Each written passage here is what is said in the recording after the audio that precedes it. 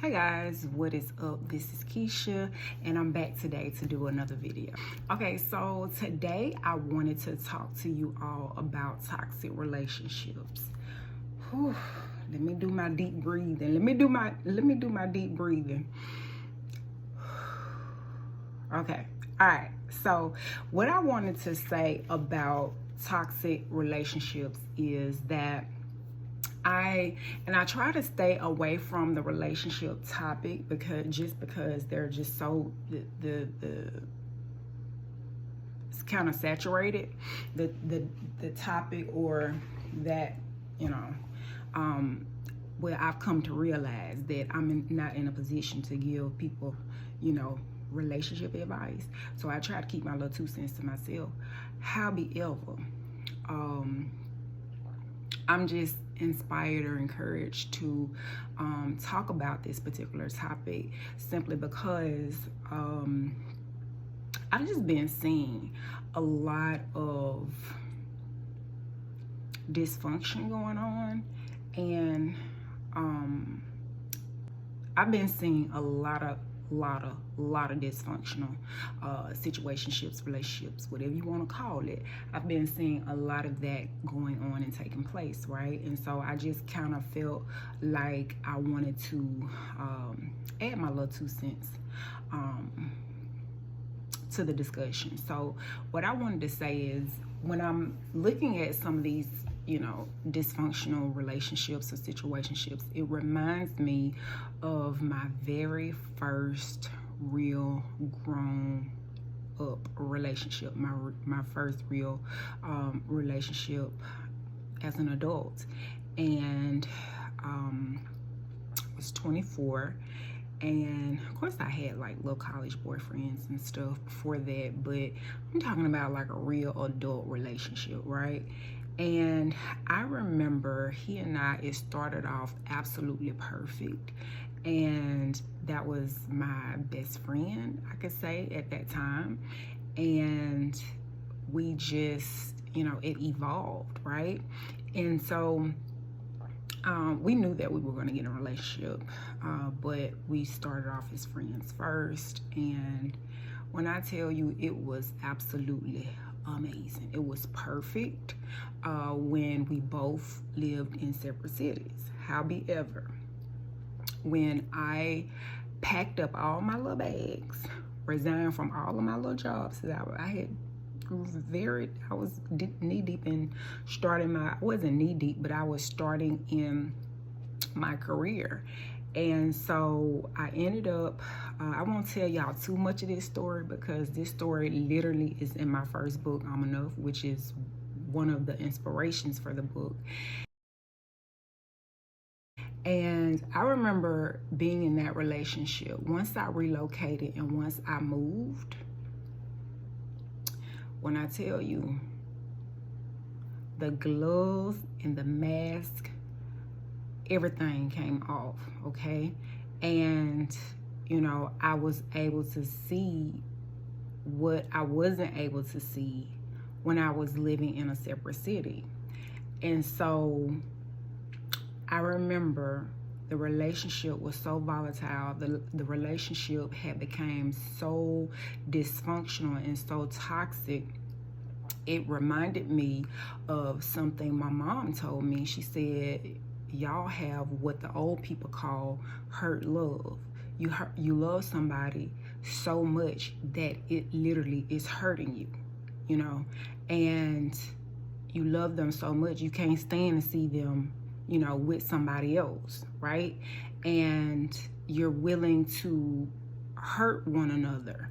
You're willing to literally hurt each other in order to keep them from moving on and going on to, other people or another relationship, right? And so I remember just being so overwhelmed and so consumed by all of these mixed emotions that I had going on at that time when I was actually in the relationship. And I remember praying to God, like literally getting on my knees, and I prayed to God, and I asked him for strength, and I asked God for help. God, you are going to have to help me, because I cannot do it on my own. I cannot, in my own strength and in my own might, remove myself from this situation. So what ended up happening was I stayed there a few years, and then I actually transferred my job back home. And so me leaving the same vicinity, that was the biggest step to me being able to become free from that relationship. Now, I tell you, I still was free from the relationship, but I wasn't for real free from the relationship. And what I mean by that is that I still, even though my body was here, my heart was in the city that I had just left. My heart was still with this person that I had, known and dated, right, for some years. And so I shared all this to say that when you are going through your life and when you are experiencing things, you should never, now this is just me now, everybody's different. One thing, the biggest thing that I learned from that particular relationship, and I talk about it in depth. This is my particular copy. It's all raggedy and everything. But the thing that I learned the most, and I talk about it in that book, I'm Enough, is that I didn't want to make myself a sacrificial lamb in order to say that he and I are together, we are getting married, or we have a family, or whatever the case may be, right? I didn't want to hold on to that and force a square to fit inside of a circle. I didn't want to go back and forth and continue that level of toxicity that we were inflicting on each other, and that dysfunction and that hurt and that pain. I didn't want to continue to keep going down that road, because I knew that it would take me off path of the course of my life. And I lost so many years, because even though the relationship itself only lasted a few years, I spent years after that, right? Trying to recoup, trying to recover, trying to regroup from all of that dysfunction, all of that hurt, and all of that toxicity, and all of that pain that we both inflicted on each other, right? He used to act grimy towards me, and I would be grimy towards him, right? We were both tit for tat. And I didn't initially start out that way, but it just ended up becoming that way, because I was tired of, from my vantage point, I was tired of being the girlfriend that was waiting on him to get it together. I was tired of being the fiance, or, when we get married or whatever. I was tired of being the girlfriend that waited on him to get it all out of his system so he can come home and we can get married and live happily ever after. Like, it was tiresome. And I knew that I had a purpose and a calling on my life. And I knew whatever it was, this wasn't it. Whatever this was, this wasn't it, right? And so I see so many people that are settling in relationships. People are settling and they are falling on their swords, and they are offering themselves as literally human sacrifices to be in these relationships, to say that I got somebody laying next to me at night, to be able to say, I got a husband, or I got a wife, or whatever floats your boat. You know what I mean? So I'm not preaching, or I'm not knocking relationships, but I am knocking unhealthy relationships. I am knocking, and I have a great disdain for toxic and dysfunctional relationships, because I have been there. I have done that. Baby, I got the t-shirt and the books to prove it. I'm enough, okay? And so it pains me so much to see people that are young girls, young adult women, even people that are my age. Hell, even I see people older than me that are still in this cycle of, I'm trying to make this person do right. I'm trying to make this person be what I want this person to be to me so I can be satisfied. Okay, I'm speaking to whoever is listening, whoever can benefit from this. Be satisfied and fulfilled within your own self. One thing that I learned, one thing that my ex taught me really well is that I want to have something to bring to a relationship. I want to have already done the healing work. I'm currently on a healing journey. I've healed so much.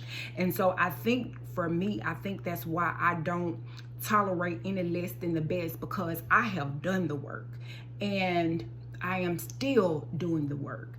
But I want to encourage you, or I implore you, to take whatever time that you need and do your own healing work. Go on your healing journey. And I'm gonna be honest with you, a lot of times we, especially if you're from my community, a lot of us, we feel like we can do it on our own. Absolutely not.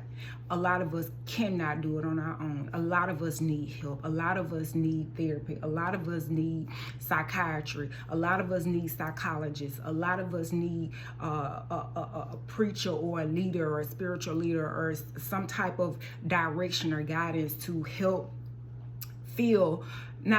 but help to pour into us those healing and encouraging words, right? And to help change our mindset as well. But I definitely, again, I wanted to encourage you to get the healing and the help that you need. And I definitely would love to encourage you to make sure that you are not looking for another person to fulfill you. You are not looking for somebody else to make you feel like you are a whole person. You're not looking for somebody else to fill your cup. You're not looking for, we have this saying, my better half, and I love that saying, right?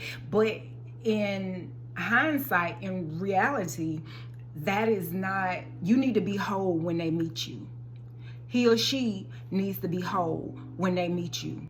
Because one thing about it, I have found from my own experience, when I meet people that kind of are knee deep in that ideology of they're looking for their better half, or they whatever, I noticed that some of them may carry a level of insecurity that I can't deal with, because there is nothing more attractive than somebody who is insecure and controlling. I can't get with that. You either gonna trust me or you not.